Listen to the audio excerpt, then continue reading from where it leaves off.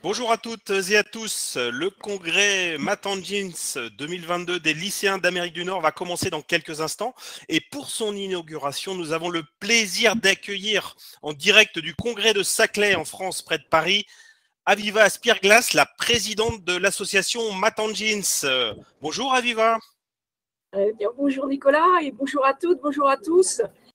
Comme vous voyez, c'est vrai, on est au congrès de Saclay qui a commencé ce matin avec l'inauguration il y a 2 heures environ. Et vous voyez là derrière nous s'affiche, il y a un exposé de je ne sais pas quel groupe d'ailleurs, peu importe, mais ils sont en train d'exposer, de poser des questions, etc. etc. Et donc voilà, c'est une anticipation de tout ce que vous allez faire.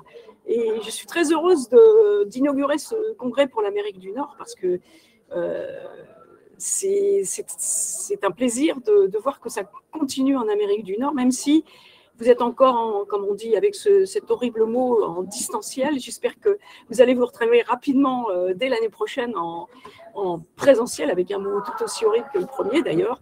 Et donc, j'espère que vous allez avoir un congrès fantastique, certainement moins fantastique qu'en présentiel, parce qu'on se rend compte qu'ici, on peut aller à droite, à gauche, discuter avec les uns, avec les autres.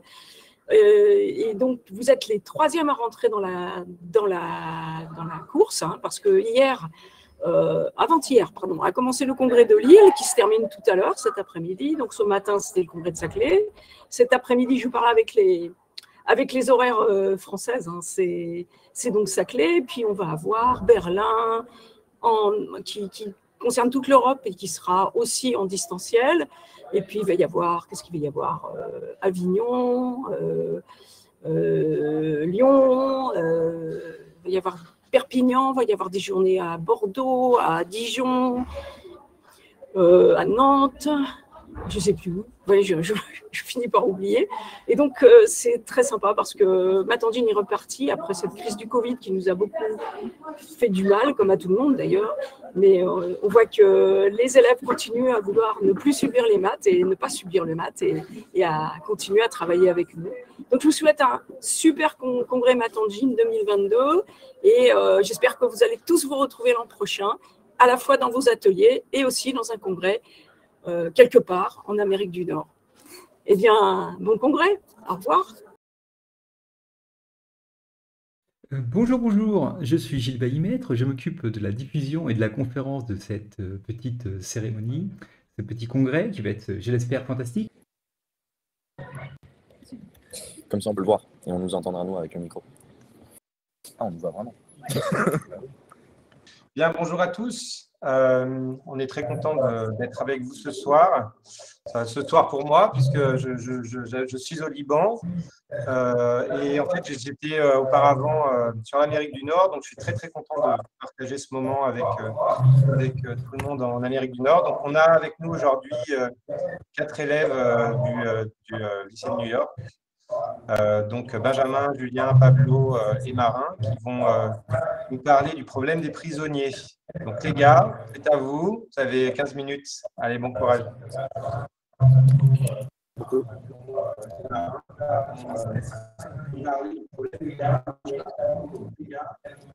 Bonjour. Oui, allez-y les gars, hein. Il y a un petit lag. Nous sommes des élèves de seconde du LFNOI et le projet sur lequel nous avons travaillé aujourd'hui est le problème des prisonniers.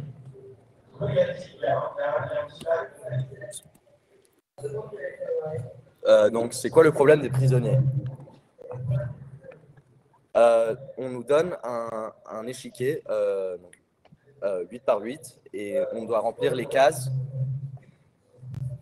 Pardon pour l'écho. On doit remplir les cases. C'est déjà fait, madame. Je pense qu'il a mis Du coup, on doit remplir les cases avec des pièces pile ou face. Le but du jeu, c'est de trouver la pièce magique. Donc, ça veut dire quoi, trouver la pièce magique? Premièrement, on a un prisonnier qui rentre dans une salle et qui trouve l'échiquier et on lui donne une pièce magique.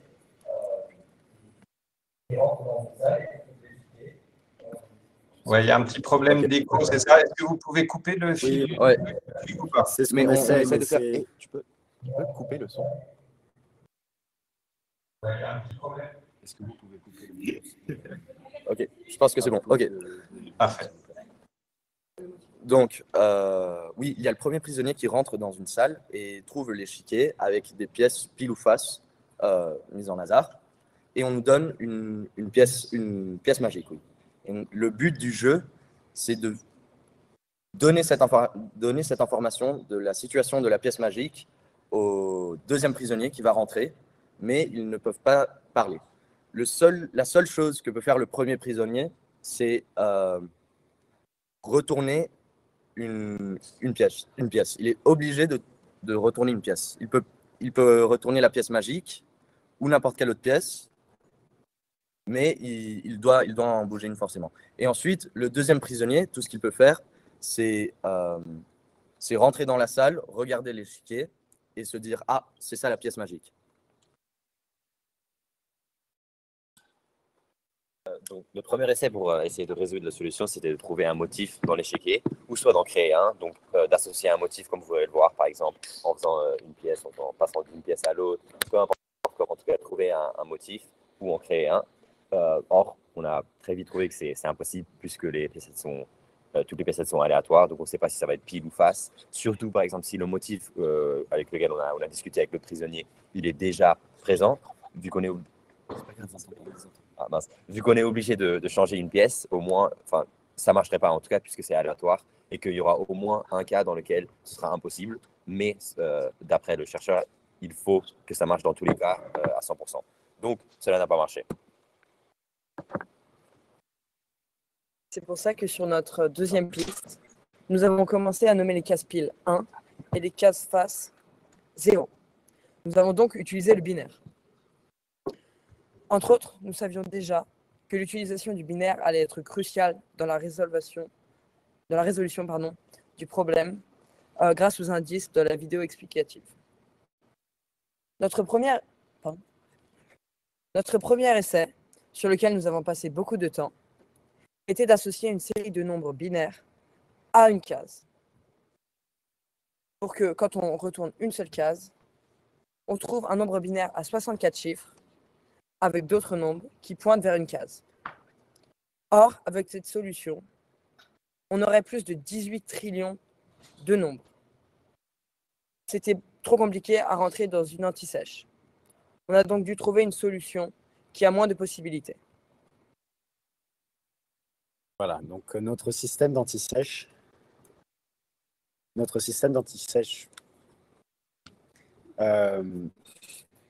marchait de façon où on faisait des groupes de combinaisons qu'on associait à chaque case. Là, voici un exemple d'un 2 par 2, c'est un exemple plus petit pour pouvoir l'expliquer plus facilement. On voulait faire... qu'on associait à chaque case. Là, voici un exemple d'un 2 par 2. Voici un exemple Ah, il y a un problème d'écho.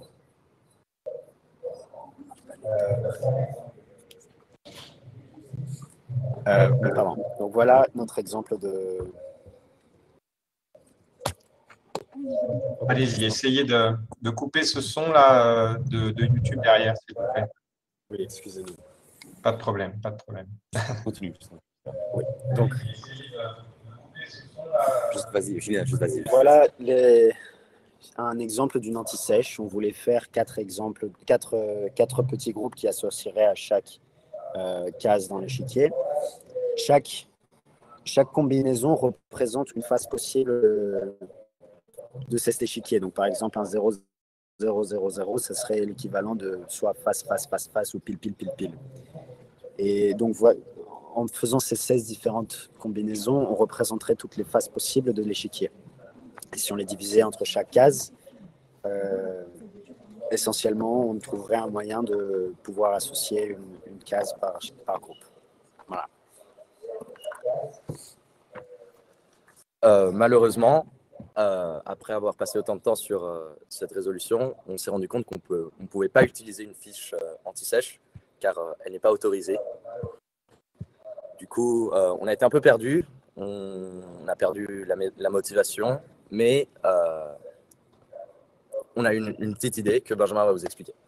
Donc oui, voilà, comme il a dit, mais on a eu une nouvelle idée. Et cette idée, on l'a eu peu avant le jour, enfin, peu avant aujourd'hui, on l'a trouvé. Et c'est une nouvelle méthode. En fait, on essaye d'abord, on associe à chaque nombre, dans ces cas, on va dire que c'est les nombres piles, qu'on a appelé 1. On associe à chaque nombre pile, on associe un index, et on va additionner tous les index. Dans ce cas, avec l'exemple qu'il y a sur l'écran, on a la première case qui va être d'index 0, 0, comme en Python, avec le premier nombre qui a un index 0, et la 8e case qui a un index de 7.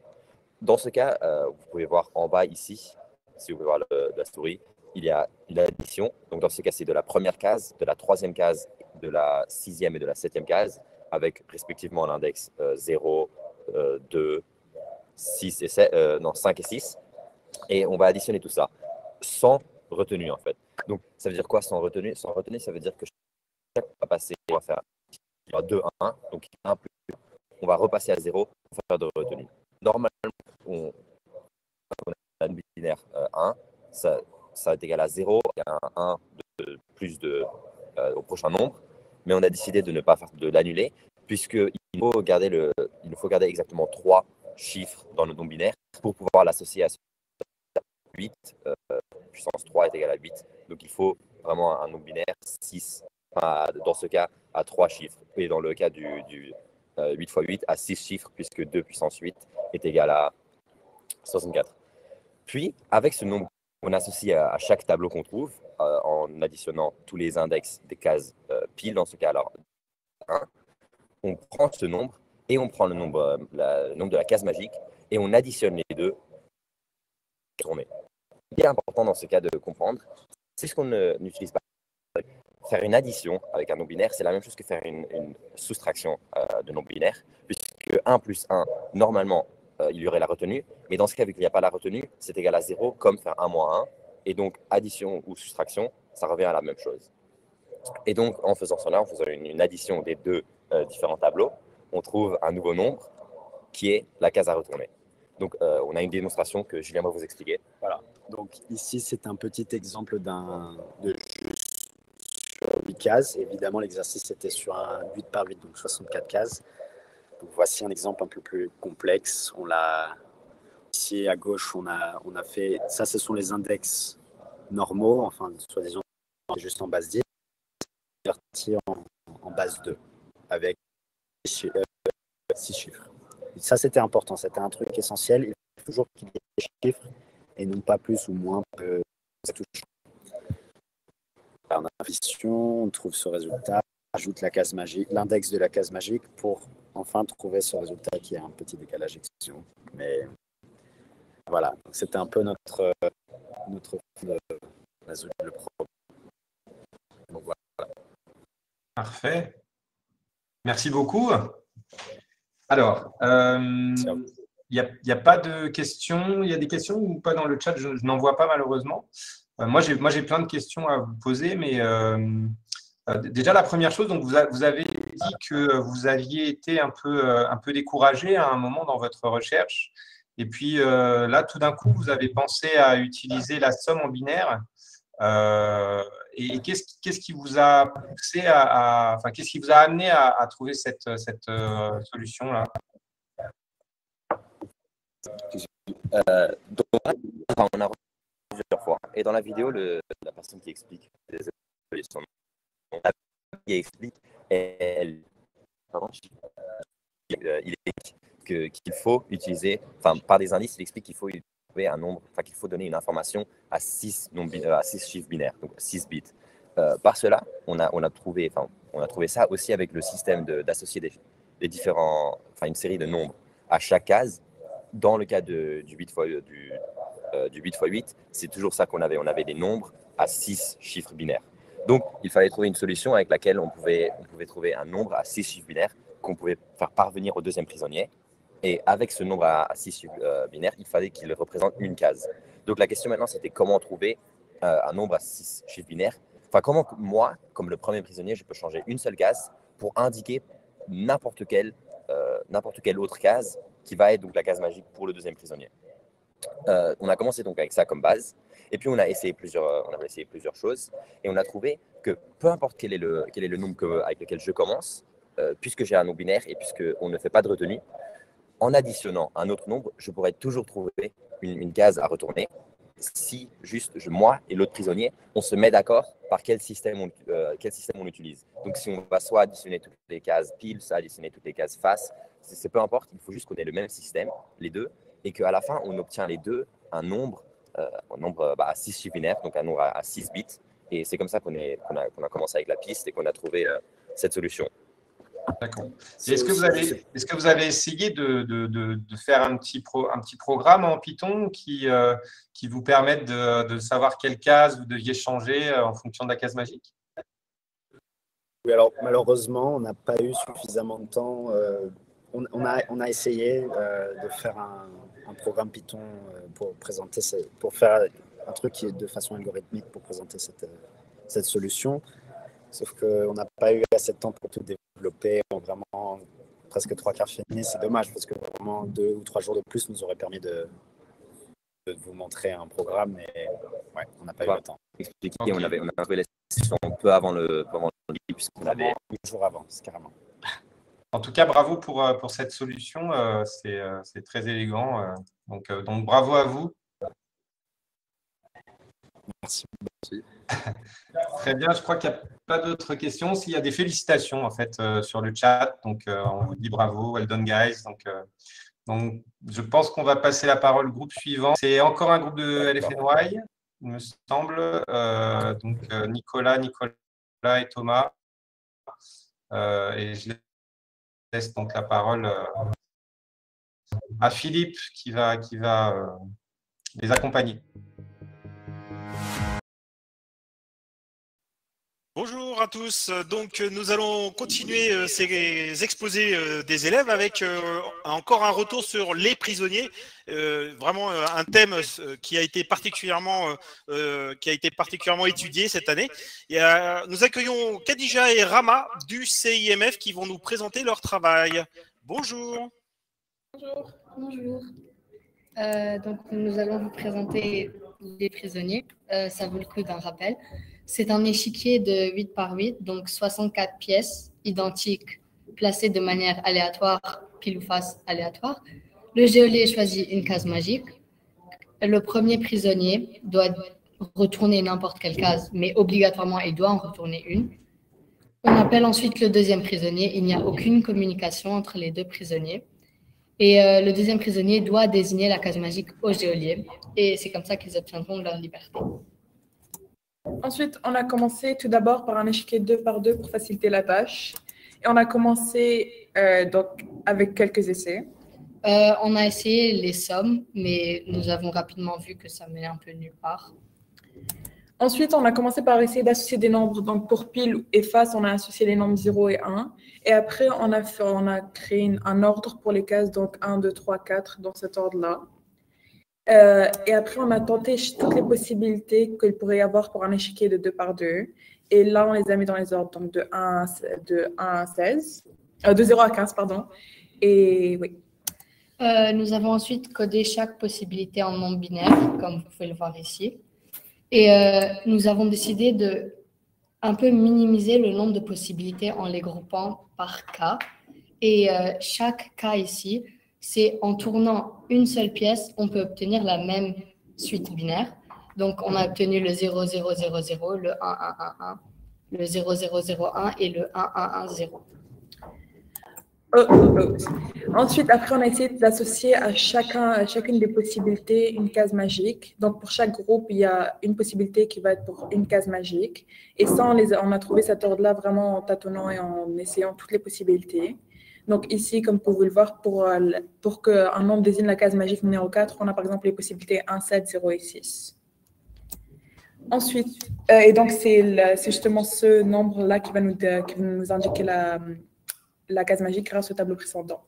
Donc ici, on a un exemple. Par exemple, on a déjà ici, on a comme tableau de base la 9e possibilité donc, dans nos 15 plutôt. Et donc ici, on a déjà ce tableau, mais qui indique la case magique qu'elle est en 1. Or, nous, on voudrait qu'elle indique que la case magique soit en 4. Donc, on va tourner la première pièce qui était un 1 pour que tout le tableau devienne 0, 0, 0. Et à ce moment-là, on a comme possibilité la possibilité 0 qui, elle, indique la bonne case magique, soit la 4. Pour l'échiquier numéro 4, on a tout d'abord commencé par diviser l'échiquier en 4 échiquiers de 2 par 2. Après, on a aussi essayé de chercher s'il y avait une symétrie ou quelque chose dans le tableau, mais on a très vite pas réussi.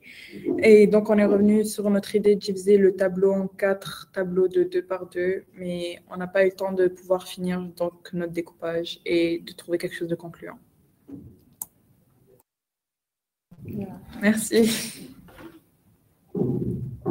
Merci beaucoup pour cet exposé qui est, ma foi, vraiment bien illustré. Et justement, je voudrais revenir sur un moment où vous avez parlé d'essayer. On a essayé toutes les possibilités. Qu'est-ce que vous avez utilisé comme méthode pour essayer? Vous pouvez nous en dire un peu plus? C'était au niveau de l'arrangement des possibilités pour chacun des cas. Donc, pour le 0, 0, 0, on essaie de déterminer quelle possibilité indiquait quelle case magique. Donc, on les a essayés les 4 à chaque fois. D'accord. Et finalement, vous disiez, donc on a manqué un peu de temps, et si vous aviez eu plus de temps, justement, vers quelle direction seriez-vous Charles, parti? t'as personne là? Qu'est-ce que vous auriez cherché à faire? Bah, en continuant sur l'idée Parce que là, les autres sont aux questions. ce Là. petit tableau-là, quand on a divisé en 4 parties et qu'on a mis T'improvises, tu te pour démerdes. chaque partie les codes qu'on avait déjà codés avant. T'as des On blagues à avait raconter 1, sinon 14, 5 et 11 ici. Bah, peut-être on aurait pu utiliser ces chiffres pour indiquer quelque chose. Bah, peut-être un chiffre plus petit pourrait donner le petit ou le deuxième chiffre de la suite aurait pu indiquer la partie où c'était, par exemple. Donc, une manière plus de réduire les cas pour qu'on n'ait pas à devoir coder tous les tableaux justement pour le 4 par 4. D'accord. Et est-ce qu'à un moment, vous avez songé Bon, sinon, Charles, j'espère quand même qu'il temps en temps à tes étudiants d'aller voir mes vidéos pour les rappels de cours. Pour vos travaux, ou pas du tout, ou ça vous paraissait Tu difficile? leur dis à tes étudiants des fois d'aller voir mes vidéos pour les rappels Parce de que les cours deux, ou on ne pas? s'y connaît pas tant que ça. On a commencé cette année seulement l'algorithmique. Bah, pas l'algorithmique, mais tout ce qui est programmation et tout. Donc tu connais pas ma chaîne, tu connais pas tous les youtubeurs de maths. Donc, maths Ouais. adulte. D'accord. D'accord. Bah, tu Et regardes, dans non, votre groupe, moi c'est vous des êtes- cours, vous hein, êtes que c'est des toutes les cours de deux, et licence alors, hein, en fait, essentiellement. Il y est-ce a que un petit peu finalement de c'est un vulgarisation, mais avantage? presque Est-ce que pas. vous C'est avez vraiment eu les des cours pour les mecs qui difficultés, voudraient au réviser. contraire, Quoi. à être que deux, ou Donc, par rapport ça aux s'appelle maths tâches, adulte la la chaîne. répartition des tâches, la façon de Ça s'appelle travailler, maths est-ce adulte, que c'est des maths pour les une adultes. Ça. satisfaction, ou au contraire il y avait Et des, donc du pour coup, les des rappels de cours difficultés? sur un sujet, genre plutôt que de leur donner un poly, des fois, si ça te Je pense plaît, tu que peux leur c'était dire plus regardez simple ça. au contraire parce que vu qu'on est que deux, Attends, il y a parce que j'ai un moins appel de dispute Florence. sur Oui, ma petite Flo. est-ce que l'idée est intéressante ou Allô? pas. Puis dans ce qui est arranger les idées, en fait, Allô? on faisait tout ensemble. Dès que l'une avait l'idée, l'autre allait essayer de voir si ça marchait ou France? pas. Allô? Est-ce que ça marchait dans tous les cas et tout. D'accord, donc en matière de collaboration, finalement, c'était plus efficace, hein, d'après ce que vous dites. Et pour terminer, une dernière petite question. Est-ce que au niveau des compétences que vous avez acquises justement en matière de recherche, est-ce qu'il y a des choses que vous avez pu réinvestir en cours de maths normales, des choses qui vous serviront pour la suite? Ben, déjà, on a appris le binaire avant de l'apprendre en classe, vu que dès la première ou la deuxième séance de recherche, on a décidé d'essayer d'utiliser le binaire. Du coup, on a dû faire nos propres recherches pour essayer de comprendre un peu. Et bah, du coup, 2 semaines plus tard, on a commencé le binaire en cours et on était déjà… Ah, superbe. C'est vous qui avez fait le cours. En plus, ça donne une autonomie supplémentaire vu que toutes les séances de recherche, justement, on les fait tout seul. Il y a les professeurs pour encadrer, pour nous aider dans certains cas, mais ça donne justement une autonomie en plus. Superbe. Merci encore pour votre exposé, Khadija et Rama. C'était Les Prisonniers. Merci à vous. À bientôt. Merci.